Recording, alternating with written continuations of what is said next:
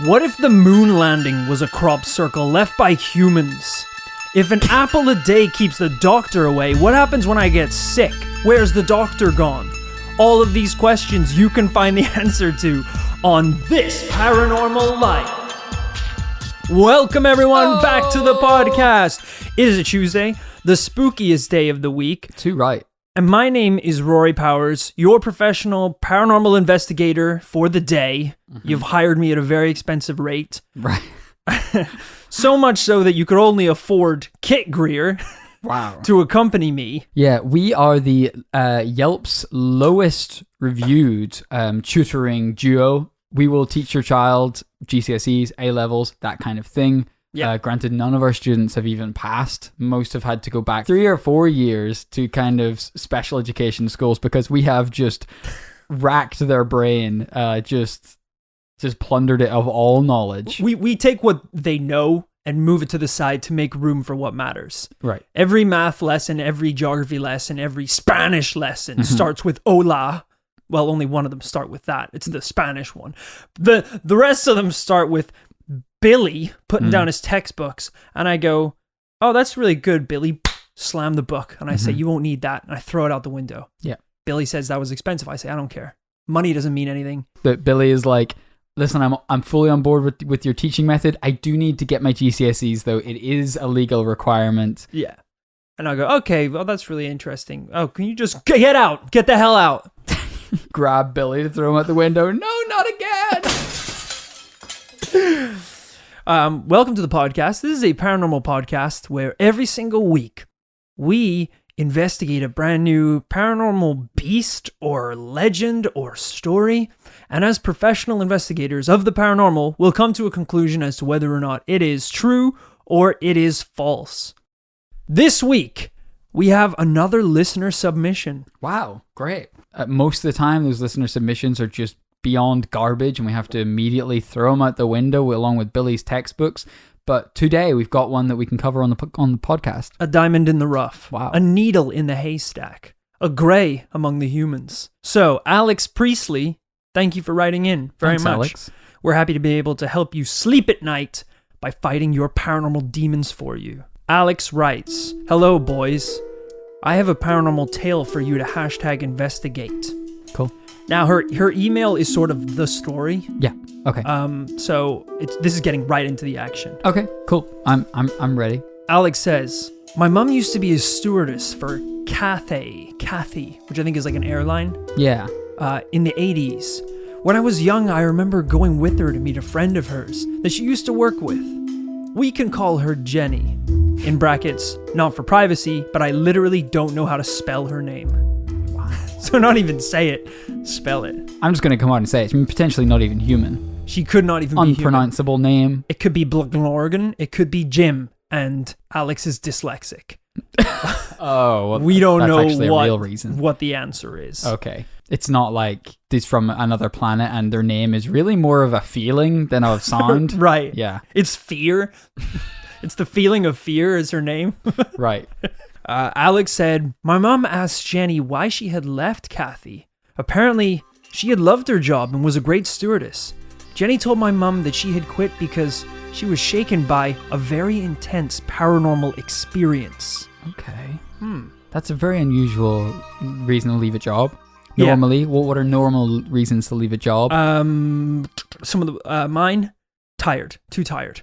Really? Tired as shit. Really? Sleepy. Yeah. Stayed up too late. You told me. Woke up too early.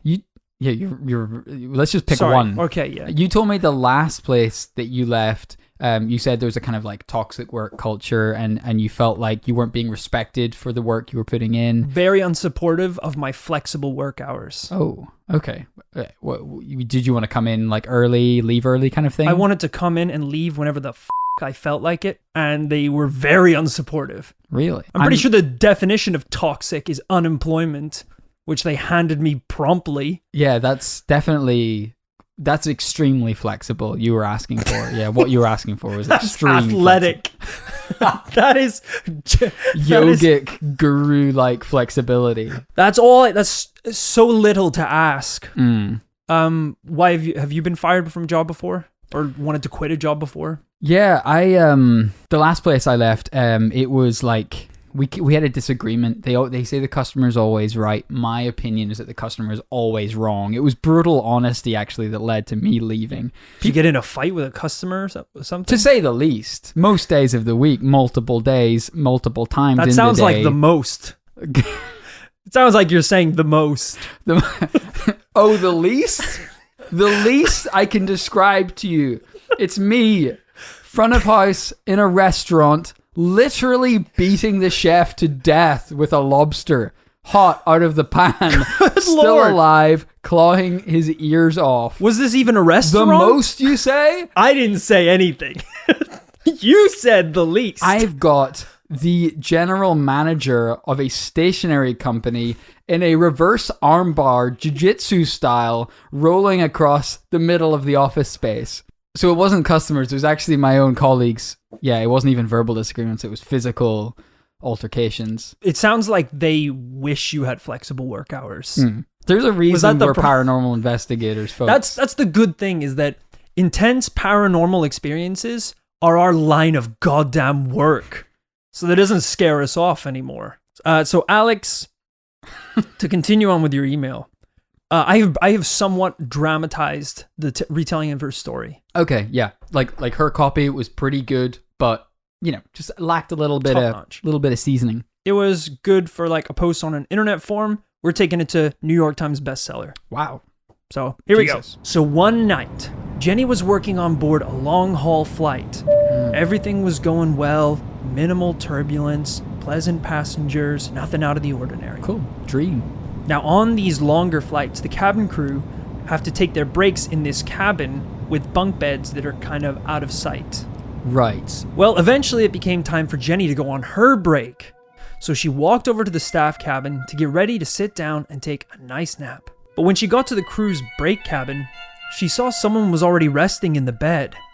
But it wasn't a crew member, it was a passenger. Jesus, because someone's on the Ambien. Someone's, sleepwalking here. God damn it to hell. Passengers going into restricted areas on planes, big no-no. Yeah. That is not acceptable at all. Jenny is tired as hell, and this area is completely off limits. So she shakes the woman awake and goes, "Excuse me, madam. I'm afraid this cabin is only for staff." "Oh, I'm so sorry. I was feeling really unwell, so I just wandered into here. I felt really claustrophobic and like I couldn't breathe, so I came here to lie down." "I'm sorry you're not feeling well, madam. Are you traveling with anyone?" "Yes, I'm traveling with my husband, Mr. Smith." "Do you know what seat he's in? I can ask him to come and collect you to take you back to your seat." "Oh, yes. He's in 54E. So Jenny heads back into the passenger cabin, finds 54E, and says to the man sitting in the seat, "Hello, sir. I'm afraid that your wife isn't feeling very well. Would you mind following me to the staff cabin to collect her?"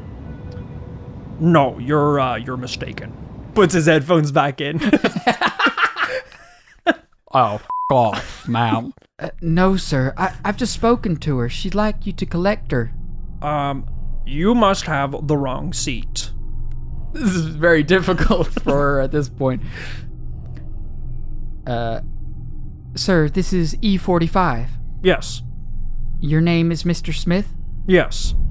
You're traveling with your wife?" Yes." It's all lining up very well. "But she's in a coffin. I'm taking her back to England for the burial." "What?" Yeah. This is the man who is traveling with his dead wife in a coffin on the flight back to England. Holy shite. Obviously, at this point, Jenny starts freaking out. She calls on the other staff members, and they all head back down to the cabin with her. But when they get there, they find that the bed that the lady had been lying in was perfectly made, untouched. They've got a zombie on the flight.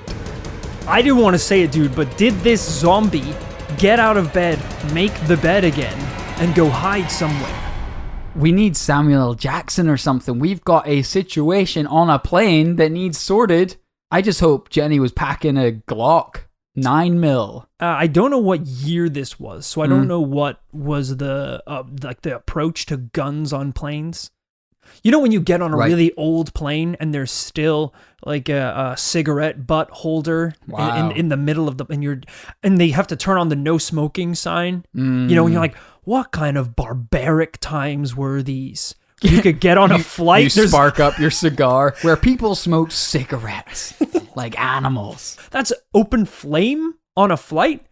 People are probably like sharpening their knives, storing their katanas in the overhead. Probably juggling their 3 kids above their heads. And the Just kids totally are reckless. sharpening their katanas. A family of ninja trainees. On top of this now, Mr. Smith is freaking out. He's like, my wife is alive? Yeah. You should not have told him about... Jenny, you really put your foot in it at this point. So once they had I'm starting to see why she had to leave the job. Once they landed, they checked Mrs. Smith's coffin and found everything was intact. The lid still nailed down, nothing disturbed. Good Lord. Think about it. Mrs. Smith had spoken about feeling trapped, claustrophobic, like she couldn't breathe.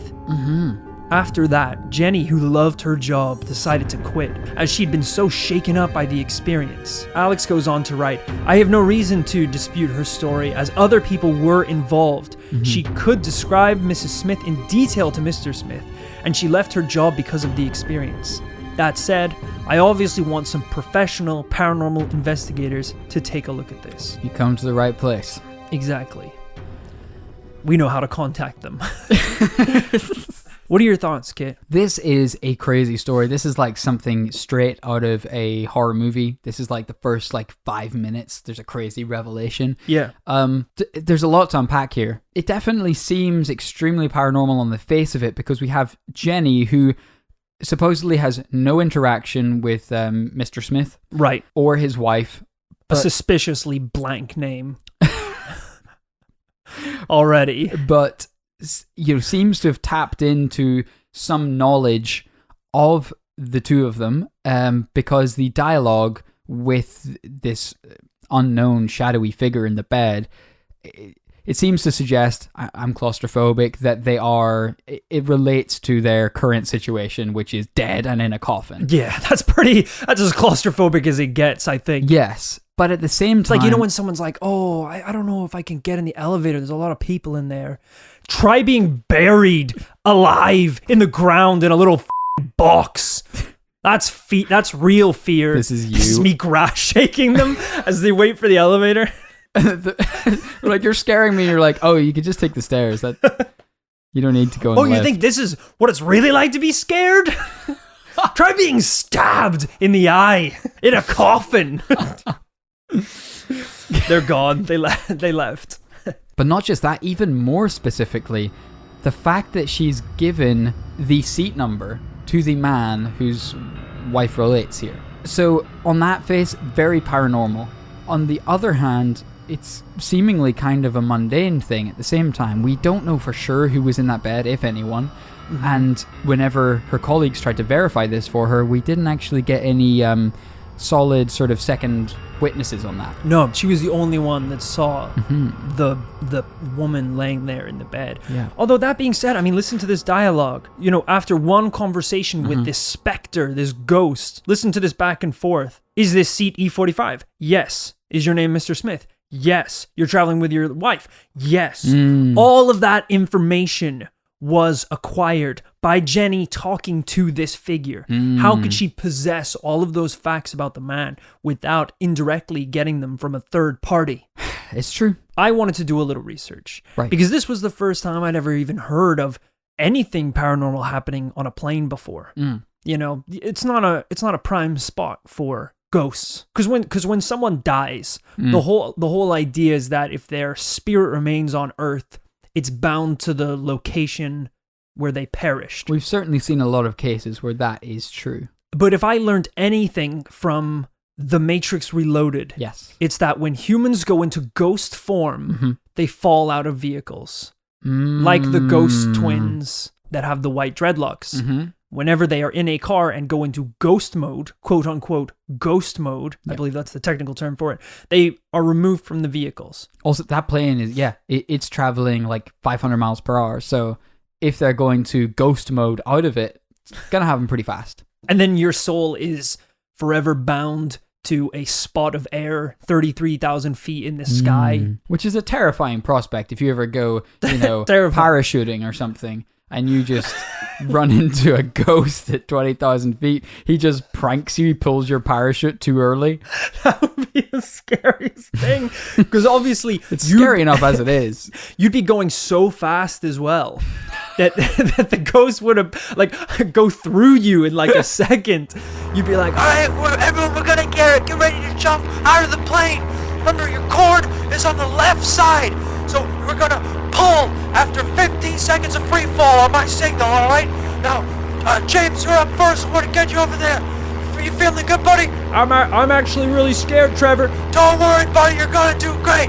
Okay, 3, 2, get ready, 1. And then out of nowhere, this figure traveling at 200 miles per hour is just, help me! Right as you're pushed out of this moving plane. Because even as a ghost, you only get a second gap window to resolve whatever issue you had on Earth. Yeah, what if you had an unbelievably complicated reason that you're still bound to Earth and you can't be released into the afterlife? Exactly. You're like, I'm supposed to go see my family, but I took a work flight on the plane, trapped, and I'll forever miss my family. Like, also, you've scared that person so badly on their first parachute dive that they're going to die. They can't do anything for you. Now they're a ghost. Oh, Christ. So I did a little research about ghosts and the paranormal on planes. Great. And I did find another very popular story that was quite interesting. So to set the scene, a little backstory. On December 29th, 1972, Eastern Airline Flight 401 crashed into the Florida Everglades, tragically killing most of the people on board. Oh boy. Now, was this because of ghosts on board the flight? No. It was the autopilot that resulted in a loss of altitude. That seems very realistic, yeah. But years later, an air stewardess named Jessica was stationed at an airport in Atlanta and was cleaning out an L-1011 airplane. Okay. As it refueled at the airport. So she's cleaning up, little bags of peanuts everywhere. People have been sick in the bags. Right. Shit on the walls. I don't know how messy planes get, really. As she approached the lower gallery area of the aircraft, she felt the temperature begin to drop. This was strange because this is the summertime in Atlanta. No temperatures should be dropping ever, really. We're talking about some southern heat. She checked the fans over the passenger seats, but they were all turned off. So she continued down the craft. It got colder and colder, to the point of it being nearly frigid. Wow. Regardless, she kept moving down the plane. Towards the end, she reached the kitchen where she had to clean the inside of some of the ovens. So she's scrubbing away in the cold kitchen of the airplane. She started to get this horrible feeling, like someone else was with her. So she shook it off. The oven was looking pretty clean anyway, so she closed the door. And in that moment, caught a glimpse of her own reflection in the glass. Standing behind her was a man in uniform. It must be the captain, obviously, so she turns around. Captain, I didn't know that... But there's no one there. Whoa. So she turns back to the oven door, and there he is again, a pale-faced man in the uniform. Reflection? In the reflection, standing behind her. That's awful. Terrifying, right? It's scary enough if you see a ghost, but they're in your world. When you're seeing a ghost via a mirror... Right. You cannot get at that bastard. Yeah. If you go head first into that mirror, and trust me, bro, I've tried, that shit smashes hard. Right. There is no way that I have found yet to traverse between 150cc and mirror mode. Yeah, I know what you mean. It's a bit like, in the movies, someone will be going down a dark corridor by torchlight. Yeah. By candlelight. And just as they see the terrifying beast or ghost, the flame goes out. They're plunged into darkness. You're in the beast's world now, boy. Right, the dark. Yeah, you can't see shit, but you know he's there. Exactly. And that's why, even if it's the dark, when the beast comes at you, you can touch him, you can feel him, you can try and find wherever his nuts are and punch them. You have a sense of security. Your last words as you're eaten alive are, he doesn't have any nuts. There's no nuts. But if it's in a mirror, even if you are literally being stalked by a giant testicle, you cannot punch it.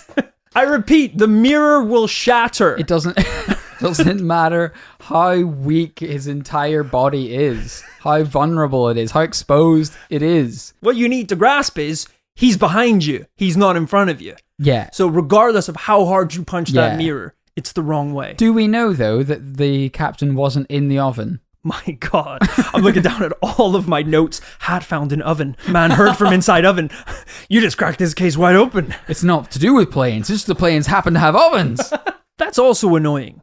That you smash the mirror, you cut your hand, you didn't hurt the guy, and it's like 7 years bad luck. That's so true. That's an insult to literally an insult to injury. Are you a guy? Do you avoid the kind of typical bad luck causers, the under the ladder, the smash the mirror? Hell to the no. No? Absolutely not. I bask in it. Oh. I smash as many mirrors as feasibly possible, as financially feasible. Well, like you spend a lot of money on it? Well, what's your mirror budget? I try to keep I try to take care of the other things in life first. This month, £900.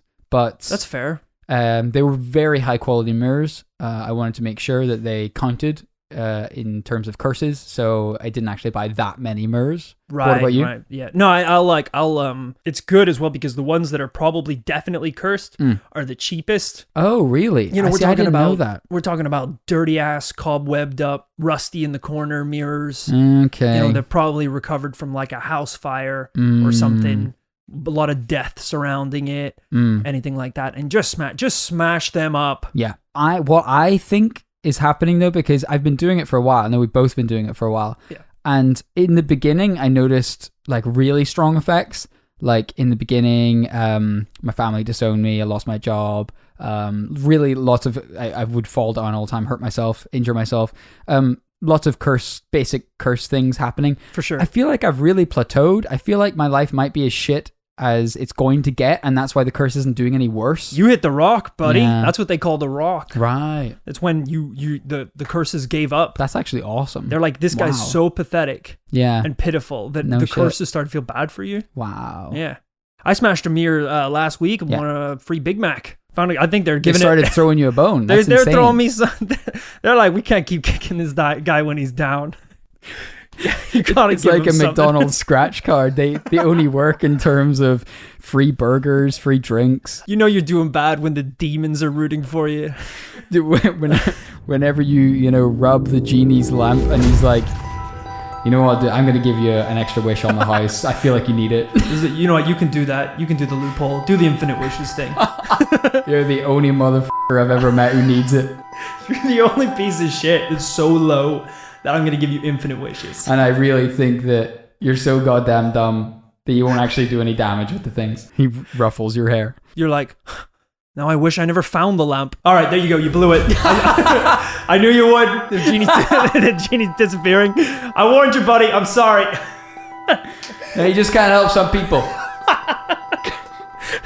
Such a funny chill, idea. Genie. So Jessica sees the figure once more and screams.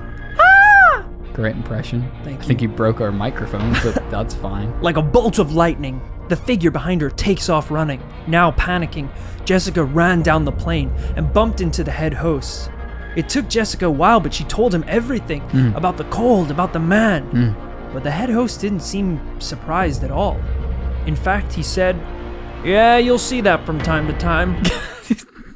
I wish you'd mentioned it in the job interview. This is ridiculous. Jessica was confused. What are you talking about? Why are there ghosts on this plane? And that's when the head stewardess told her that a lot of the time, the materials and equipment used to build planes are recycled.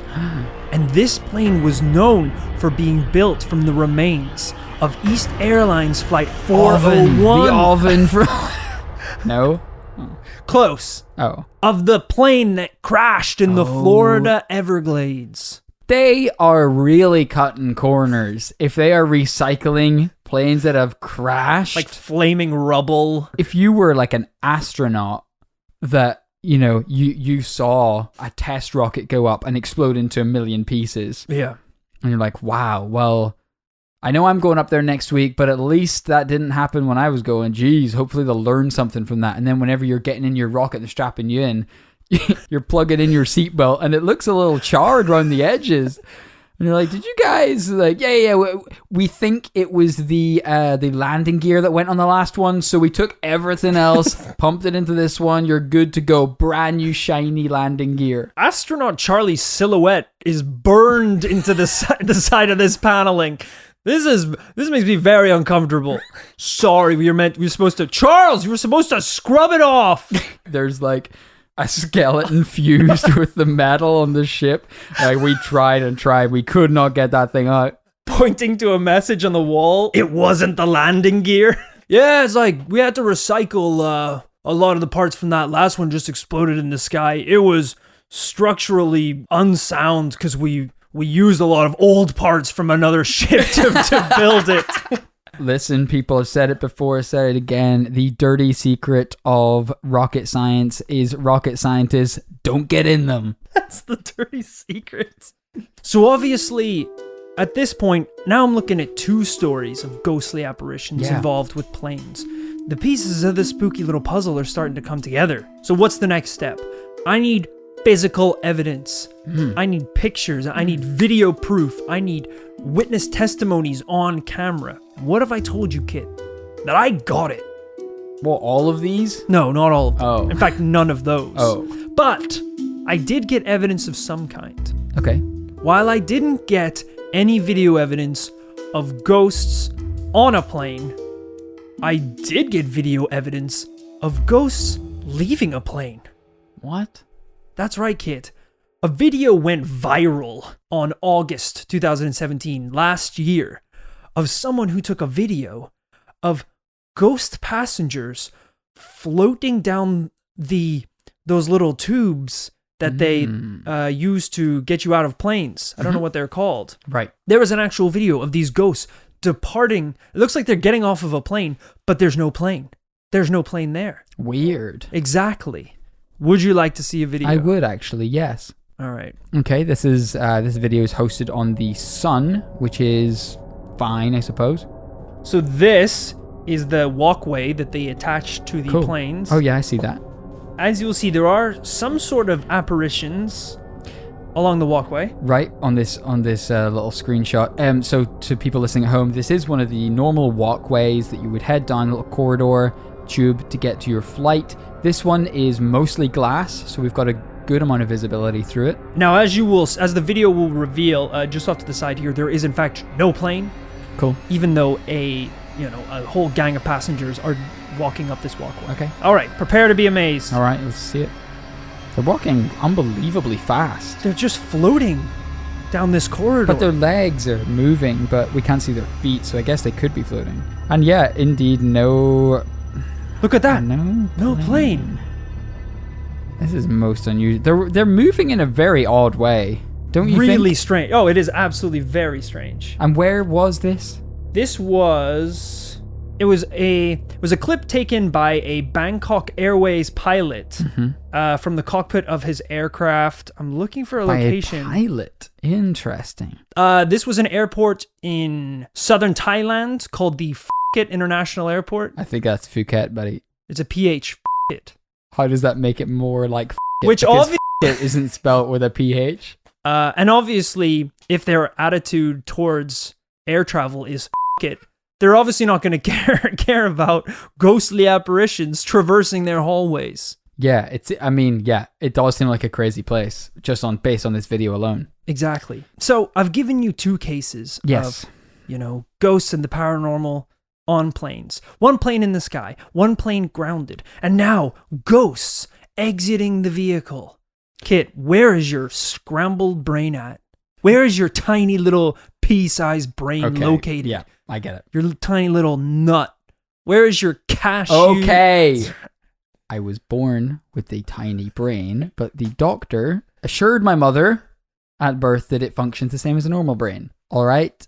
Sorry, I didn't know it was such a sensitive thing. Yes, I forget most things most of the time, but could you repeat the question? I can't remember, brother. The one about the ghosts on a plane. Is that what we've been talking about? We went the Holy whole time. shit. The whole time I did. It's been what 40 minutes. I've honestly been replaying nursery rhymes in my head. It was like I stopped learning at school. You know what I mean? After nursery rhymes, that's not very far. We'll do a recap. Ghosts on the First Plane. Okay, Ghosts on the First Plane. I'm gonna repeat it so I remember it. Ghosts on the First Plane. Ghosts on the Mary had day lit. That's a nursery rhyme. I know you're not. I have one immediate problem with these tales. Okay. Because it is happening exclusively to airline staff, air host staff. Right. These are people who are by definition underslept, by definition overworked, by definition in very unnatural conditions. Underappreciated. Underappreciated. These are people who are working incredibly long hours. I mean, the first story, she's literally on her way to take a nap in the middle of a shift. Yeah. When the paranormal strikes. Now, this could mean, we know that sleep deprivation causes hallucinations, causes weird experiences. We've talked about it in the podcast before. I've been there. We've all been there. Is it possible that this was some kind of sleep-deprived state that caused her to hallucinate it? It could be, but then again, the point I brought back at the start of the conversation, how does she get these facts? The seat number, the name, the man traveling with his wife. It's true. Are there any more realistic, other than paranormal, solutions for how she could have got that information? I don't think there's any explanation that she could have got it subconsciously. That seems weird, to assume you got it from a ghost and not realize that you got all of this quite detailed information from just talking to him previously. Yeah. Because also Mr. Smith would have been like, I told you this. I told you that I had a wife. Yeah. Or I told you my name is Mr. Smith. The only thing I could think is, I wouldn't be surprised if airlines had like a advanced list for like security reasons, for legal reasons, that they would have a list of, listen, these are the important passengers on board. We've got a guy who's transporting a coffin. He's seated here. If we need to contact him regarding the coffin or transport. That should be pretty high up on your list of priorities. So there is a dead woman in the cargo. Yeah. Just so everyone knows. I wouldn't be surprised if there's some sort of list like this of important information for that flight, and they scan over it with their eyes and maybe don't even think about it too much. Right. Maybe that information comes back later. I'm just speculating. I'm trying to think what could be more realistic than this woman floating her way out of her coffin into this bed and then retelling this story to an air hostess instead of going to see her living husband. Well, what do you think about case number 2? The ghost captain on the plane, the reflection in the oven door, using the recycled parts of the destroyed plane. That was quite creepy. Again, do we have a subconscious phenomenon? Is it possible that crash was on her mind, that she was overworked, overstretched? And it's very easy to see faces in places where they're not to be expected. I mean, this is a documented scientific effect that the human brain searches. There is a name for it, right? Yeah. I forget what it's called. I'm not the one to ask, brother. All right, let me peanut brain over here. Periodolia? Okay, periodolia. Periodolia. It sounds like a delicious pasta dish from does. southern Hey, you want a Italy. periodolia? Periodolia. He puts it down, you just see eyes looking back at you. Big meatballs. Meatballs and a big old spaghetti smile. Why you don't order it if you not know it's a spooky dish? That one's actually even harder to prove, because in the first one, at least the stewardess gained some information about someone via the specter. This is just thinking that they saw someone in the reflection of an oven. In that respect, the first case is a lot stronger, because that is always the hallmark of a solid paranormal scientific test is, with remote viewing, with fortune telling, with all those things. How can we gain information by paranormal means that would not be available otherwise? Exactly. How do we find bin Laden in the desert using only our minds? The greatest question mankind has ever faced. And one we will face another day. Where are you coming down as the principal investigator in this case? Well, as always on this show, as much as we love the paranormal, we are obliged to give both sides of the potato. Interesting. So analogy. They're kind of round. But if you cut them, there's... Well, if you cut anything, I suppose. Oh, bread. Bread, arguably more than anything else, has two sides. They talk about it. Sure, I guess. If you want to get technical with it. But like bread, this really forcing a segue here. Like bread, like any old slice of bread, this story was a... You don't have to use the analogy of bread. I've started with the bread thing. I'm going to finish with the bread thing. All right, just give me a goddamn second. Get off my back. Like bread. Yeah. Soon this story would be toast. It's the best I'm going to get, all right? It's not bad. I'll give you that. I started doing some more research into these stories, specifically the one that Alex emailed us. As soon as I started trying to look into more paranormal stories involving ghosts and specters on planes, a strange thing happened, which was Alex's story, her very personal story about a close friend, started popping up on a lot of websites. There were other templates for this story on at least 6 or 7 other sites I went on to. Jenny swapped out for Mark. Mr. Smith is swapped out for Mrs. Adams. In one story, the husband was in a coffin and the wife was in the chair. This seems to be more or less a template for a ghost story rather than a true testimony of a paranormal experience. And I bet if you took out the detail about the aeroplane and the seat numbers, you could probably apply it to any other historical situation. Absolutely. You know, like Shakespearean times, and it was like a guy riding a coach. Not so futuristic. So as far as that story goes, Alex, I'm sorry if I'm the one to burst your bubble here, but this is a very popular, almost creepypasta-like story. It's been tossed around the internet in the modern days.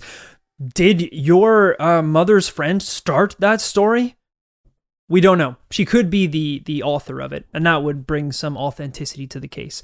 But until then, that one is going to be a no from me. Okay. Second one, figure in the door. It's an interesting story.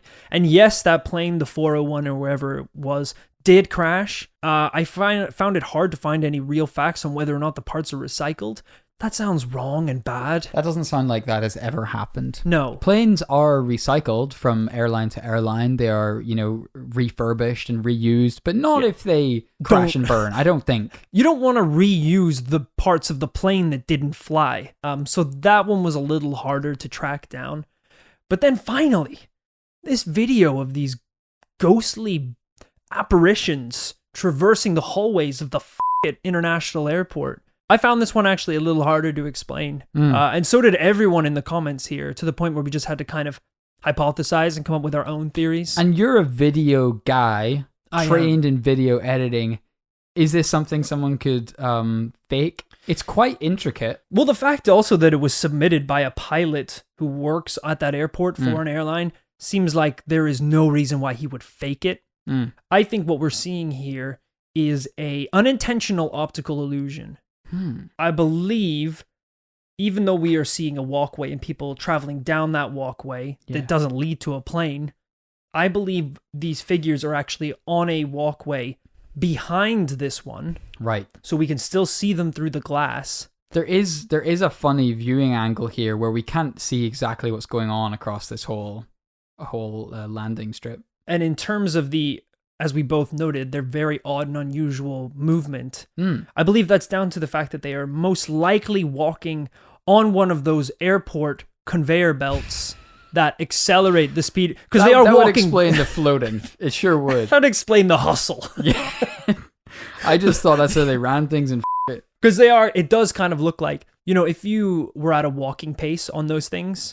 Because your footstep pattern isn't matching up with the distance you're walking, it does kind of look like you're floating down that hallway. So unfortunately, with my conclusion to all of these cases, it would seem that this week, Ghosts on a Plane is a no from me. I'm going to have to agree, brother. We don't have a tremendous amount of physical evidence. The story has been flagged in the plagiarism detector. And we just don't have enough to go on to say that this is definitively, provably paranormal. Damn it. Well, thank you anyway, Alex, for emailing Thanks, Alex. I actually had a blast researching ghosts on planes. So if you have your own paranormal suggestion, please email it in. We are always excited to cover personal stories and requested cases by the listeners. So get in touch at thisparanormallifepodcast@gmail.com. Thank you so much for joining us on this week's episode of This Paranormal Life. If you love the show and you want to get a little bit more every week, maybe you've caught up with all of the episodes. Did you know that there's a whole library of bonus episodes you can get access to for as little as $5 a month? Yeah, full-length bonus episodes, like whole topics that we haven't featured on the main cast. There is some incredible stuff over on the This Paranormal Life Patreon. It's how we make all of our money to support this show, so if you're interested, check it out. And if you're interested in keeping in touch with us on the socials, we just launched a new branch of the paranormal commune. It is This Paranormal Life on Instagram. Woo-wee. That's right, folks. We're going to be posting paranormal memes, videos, clips from the show, everything on there. So if you enjoy the content that you see on Twitter or the content you see on our secret society on Facebook, why not head over to @thisparanormallife on Instagram and get some fresh, hot paranormal memes. And as always, if you subscribe to the Patreon, what we'd like to do is reward you with a special shout out from your two paranormal pals right here on the show. So let's get started. Thank you so much to Rob Hill. When you've taken all the money out of the people at the bottom, then you gotta rob the hill. That's where the fat cats at the top are. And Rob knows this. Granted, in the early days of the commune, we did have the opportunity to, pitch the first tent, if you will, and the hill actually looked pretty good. Really nice views up there. It's a good hill. Doesn't mean that we're rich or hoarding wealth or anything like Absolutely that. Absolutely not. The hill's just nice. The hill's nice. No monetary value to it at all. Not in the commune, but elsewhere, hill's a great place to fill your boots. Go, Rob. Thank you also to Rosie Grinsell. Rosie Grinsell will try incel us paranormal tracking equipment. But luckily, we've got all the equipment that we need, aka my fists. That was kind of misleading because I cocked them. Yeah, because it's an audio medium, but yeah, you were cocking your fist just I've now. also got my heart. Very Do you misleading. understand the connection? Did you have heart surgery to replace it with the heart of a cow? No, I just eat a lot of beef. Oh. And finally, cha-ching! My gun. You gotta know that's the wrong noise. What do you think that noise is? A When gun? Cock it. Cha-ching! You already cocked your hat. Anyway. Sound effects aside, thank you so much, Rosie, for your support. Thank you also to Ethan Doherty. Ethan Doherty, the man with the property. That's right, when we were looking for a place to put up the paranormal flagpole, Ethan here was holding out all the best locations. Yeah, very unhelpful, actually. I mean, we were a simple commune of like-minded people. Could we have the Malibu beach house? No, said Ethan. Could we have the San Francisco penthouse suite? No, said Ethan. I was starting to question whose side he was on. Yeah, and we refused to go to any other real estate agent. We refused to go to anyone other than him, and he was not very obliging. And honestly, him supporting us on Patreon seems like a weird power move to mess with us. Yeah, he's like, oh, sorry you didn't get the property, boys. Here's something for your shit little Life's begging website. begging website. But Ethan, as shameful as it is, we will bow down and accept that change from your billionaire's wallet. Thank you also to Beth Ridley. Beth Fiddly Ridley. That's right. She's famous for having the tiniest mitts in the game that are best at the fiddliest tasks. So in the commune, hopefully we can get you on board as some kind of bomb expert. You know, whenever they crack that thing open and need someone to fiddle around with those wires and cut them at the last second, I tend to think you're the person for the job. She could be a professional iPhone SIM card remover. Like one finger right in that little hole takes it out. Yeah. Then Fiddly Ridley's got it out, got the new one in. It's unlocked now. 20 gigs a month. It's pretty great. Two ends of the extreme, both very necessary going forward. There's going to be a lot of bombs and SIM removal at the cult mune.